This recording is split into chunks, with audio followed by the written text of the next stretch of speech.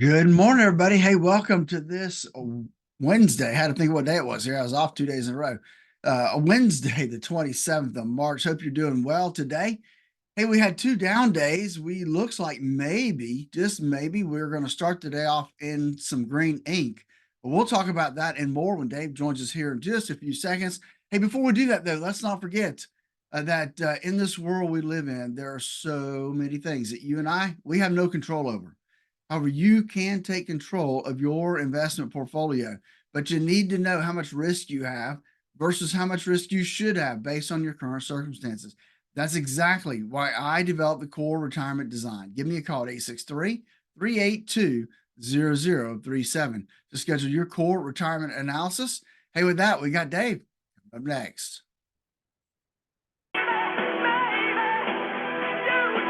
Light FM and share there. Good morning. I am so glad you're with us this morning. We're at 8:41 now. It's 19 before 9 and 73 degrees in Sebring. We're warming up nicely. Get up to 87 this afternoon. Let's see what your money's doing this morning to you. And we got Phillip Statler from Statler Financial Services in downtown Sebring on the telephone this morning. Phillip, how are you today? Hey, good morning, Dave. Doing well. I can attest. It is hot out there. Spent some time at Legoland with the granddaughter yesterday, and it was hot. I'm not at all surprised by that. I was saying earlier, it's way too early to start complaining about 87-degree highs. Let's enjoy it for a few days, and then in a month or so we can start griping about it. Fair enough? Fair enough. Fair enough. For the moment, we'll take the pleasant thing. We were talking before we went on the air. Yesterday was kind of weird. I started out the day while I was soloing saying, okay, everything's relatively green. Everything's doing okay. We got no problems. And we were pretty much in green ink all the way through the day on the major indexes until about 3 o'clock. And then everybody sold. All three of the major indexes ended up going negative. It wasn't big. I mean, the Dow was down 31 points. The Standard & Poor's down 14.5. NASDAQ down by 69. But all of the losses were in the last hour of trading, and you and I can't see anything particular that might have triggered it. So I'm kind of thinking we got a case of nerves going on this week because the biggest economic news of the week from the standpoint of immediate trading concerns, the PCE inflation is going to come out on Friday when the stock market's closed, which is going to really cause kind of a weird hiccup on the futures, I'd imagine. But it's got to give investors a little sense of foreboding as well, because they're not going to be in control when something that could change the value of their money comes out. Well, that's true. The other thing you have too tomorrow, we've got the I guess the final reading of the GDP, and so that also could to lend its way one way or the other. The other thing that you think about is that we are at the end of the quarter, and so you're going to see some rebalancing and some opportunities when they present themselves. You may see some profit taking because we've had a couple down days here in a row. And so there's all kinds of reasoning that could be used to say, hey, look, now it's time to pull some money out. Nobody knows what the portfolio people are really thinking. Absolutely. And it's something I've preached about for a long, long time. That, I mean, high interest rate, low interest rate, there's always a way to make money, but you're going to make different investments depending upon the different conditions. And you've got a whole bunch of investors right now. One thing I noticed yesterday, I was seeing more and more and more of the projections for interest rate decreases this year start to get closer in line to what you and I have been saying. They're starting to not guess so heavily at 3 rate decreases, which you and I would say, hey, glad you all sobered up. Now they're looking at down to 1 or 2 for the year, which may still be optimistic, but expectations are starting to change, and I got to imagine some of the monster portfolios are adjusting according to those different expectations. That could very well be, Dave. I will tell you that I was looking at CD rates this morning, and the 1 year CDs now are pretty much at 5.1, maybe even 5.25 if you want to risk a call. But that's up from where it was even a couple weeks ago. I got a mailer from the out-of-town credit union that financed my solar system offering me 5.5% 1 year CDs, and I kind of looked at that and said, Well, it's not necessarily an instrument I'm going to use, but that's pretty attractive. It is, and so up until the last Fed meeting, we were seeing 1 year rates back below 5%. So they have increased a little bit. Yeah, it might help to remember too. It was only about a year and a half ago we were looking at 0.5% returns on CDs. So that's kind of an improvement, isn't it? Absolute improvement. You don't need to go back to get a favorable comparison out of that at all. The only market moving element that came out this morning probably isn't going to change the market very much. The weekly mortgage application figures, the index was down 0.7% last week. Both the refinance and the new purchase indexes were off, but neither one was off by anything particularly exciting. After I got off the air yesterday morning, we got the consumer confidence reading, and word according to the conference board is very little change in consumer confidence, and the index has pretty much responded slightly favorably to that yesterday. It was really kind of a quiet day on Wall Street until the last hour or so, wasn't it? It really was, Dave. That seems to be the case, and we'll have to see. Like I said, because it is green ink today, so it like you said though, yesterday it started that way, it just didn't end that way, and we'll be hoping that the next day or two we can end in that direction. It would be nice. We got basically 2 more trading days to go, and I'm seeing kind of an upward curve on the indexes on the futures anyway, and that feels relatively good.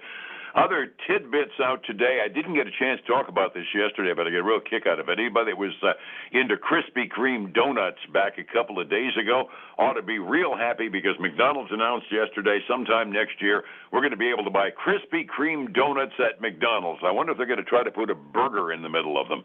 I don't know, Dave, but the market really liked it because yesterday the Krispy Kreme went up 39%. Yep. Yeah, they're up another 2% this morning. So it's people like their Krispy Kreme donuts now. Oh, yeah, I was reacting to that. I saw they were up over 30% yesterday. I'm saying, holy crud. Well, it's a new distribution channel and a doggone big one for Krispy Kreme, right? Yeah, it is. That's So a pretty good market for them. it really is. I used to live in Winston-Salem, North Carolina. This is like 42 years ago, and Krispy Kreme was our local donut chain there. So when I came back down south a few years later and found out they'd gone national, I went kind of, I really like this stuff. So it's not good for the diet, but being able to buy them nationwide at McDonald's sounds kind of cool. We got a bunch of reports out that some impact that are coming out later on today, but you got your eye on a retail account that my first reaction was, who the heck are they? Who is H&M anyway? Well, if you go to the shopping malls, the outlet malls, or any kind of mall, you'll see H&M. They're a huge store. They have, I would say, relatively low cost clothes. They're a Swedish company. But Mm-hmm. they had a report out that they did well. They're up about 14% this morning, but their revenue, and this is in Swedish denomination, so Swedish krona, not like the beer, but spelled with a K. So their operating profit was 2.8 or almost 2.1 billion Swedish krona, and that was up from the 1.4 billion that was expected. So in US dollars, it's not big numbers. It's $196 million was their retail sales. But for the profitability, they really had a super quarter. Again, they're up 13% right now. So they really hit it out of the park this last quarter, and looking for to continue that the rest of this year. Anything that's a good indicator on retail is good in a consumer-driven economy like ours. Well, and that's true, and that's one of those retails I would expect to do well because of the cost, the price point that they kind of run in would be good. It would seem to me that off-price would be a good place to be in retail at economic conditions like this. Yeah, I think so. So that's I thought that was kind of interesting. Absolutely. Any other indications we got early this morning from individual stocks? I don't have much else out there. There was one other company I saw that reported. I know Carnival came out sometime this morning, but I have not seen the real numbers. Mm-hmm. I know they were expected to beat at a 17-cent loss. But one of my tip sheets saw an 18-cent loss. So, but I haven't seen the official numbers come out for them. They are trading up right now 2%. So uh, they must have had an okay quarter for all intensive purposes. I don't know if you talked about yesterday, the truth, Trump and his media and technology group going Yep. public. They uh, they climbed 14% yesterday after its market debut. So it's up another 18% this morning, I think. So but yeah. but between Trump and Reddit, it's kind of a good day for IPOs, isn't it? It definitely seems that way. I'm gonna tell you what, they got that IPO out quick Yep. on I, Trump. I couldn't have anything to do with the need for some money quickly, could it? No, I'm Not a telling you, it's prayer. one of those things. It's that I thought that was kind of interesting. I just heard the rumors about it kind of last week, and then all of a sudden, bam, it's a done deal. Yeah, yeah, So it's kind of interesting given the political timber and given the fact that okay, regardless of your politics, Democrat or Republican, Donald Trump can't sneeze without having a prosecutor looking at him lately. So what's he do? He goes up on Truth Social yesterday and says, "This is going to be the meme stock forever for real. This is big do." I mean, somewhere the SEC has got to be looking at that and going, "Uh-oh." hey, caught my eye that they're using his likeness and image now to sell Oh God God. bless the USA Bibles. So I thought that was Oh interesting. yeah, it did. One thing's for sure: there are very few boundaries there, regardless of one's politics. I got to make mention of the Baltimore Bridge collapse because it basically closed. I think I read that was like the second or the third most busy harbor for industrial imports in the nation.